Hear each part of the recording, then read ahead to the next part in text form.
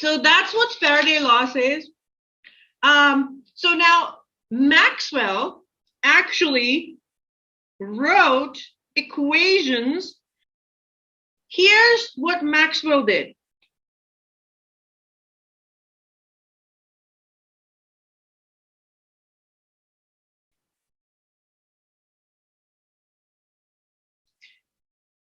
In chapter 2, we did these, and chapters 2 and 5. We did divergence of E. We did divergence of B. We did curl of E, and we did curl of B.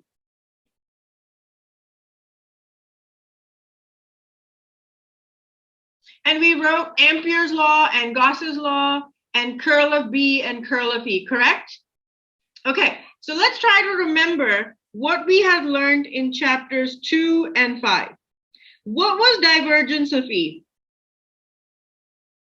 Rho over epsilon naught. And that was also called the Gauss's law? Okay, good. What was divergence of B? Always zero, right? B doesn't diverge. B always curls. I'm not worrying about vector forms, but maybe I should, but I'm not going to be too concerned right now. Okay, so what was curl of E? It was zero, yeah. Remember, we said E doesn't curl. And what was curl of B?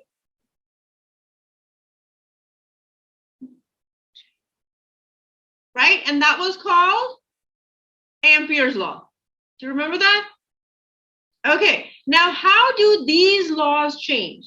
So this was called the Gauss's law. This was called the Ampere's law.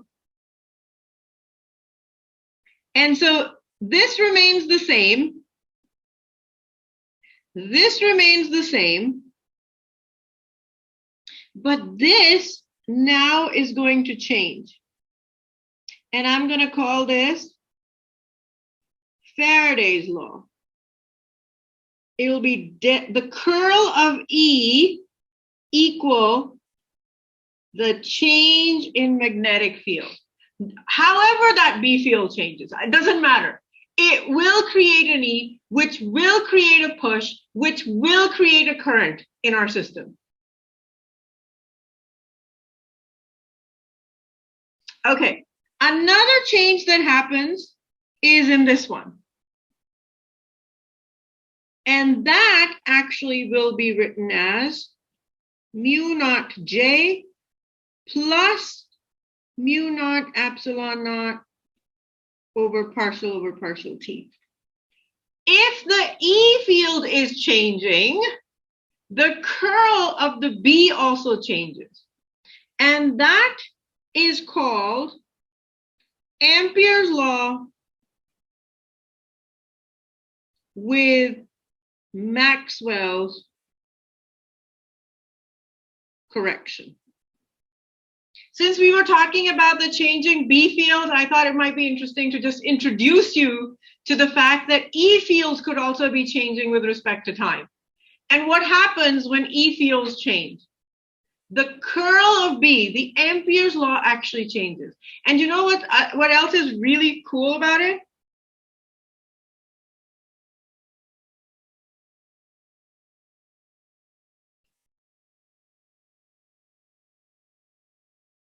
Fundamental constants, mu naught epsilon naught equal 1 over c squared, where c is the speed of light. It's all related. So we haven't technically done anything new.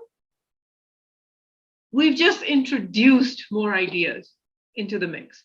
Now, for homework, I would really, really like you to look at chapter 7, read it. It's an easy read once you've done all the math. Just go through what Griffiths is trying to say. It will be so much fun for you now because you know all the math behind it. So just read it. It reads like a storybook.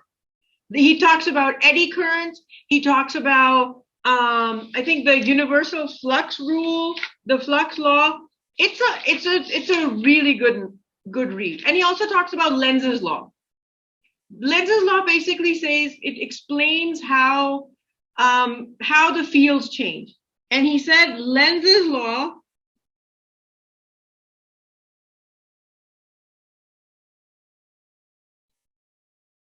to tell you what direction the current will flow, and he defines it as nature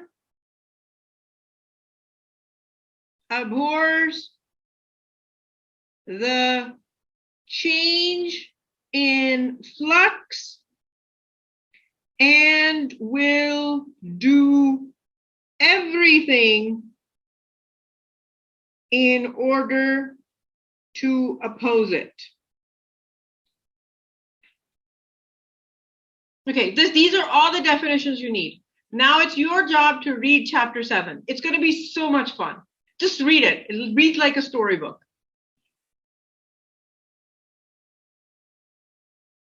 Now, nature doesn't actually abhor the flux itself.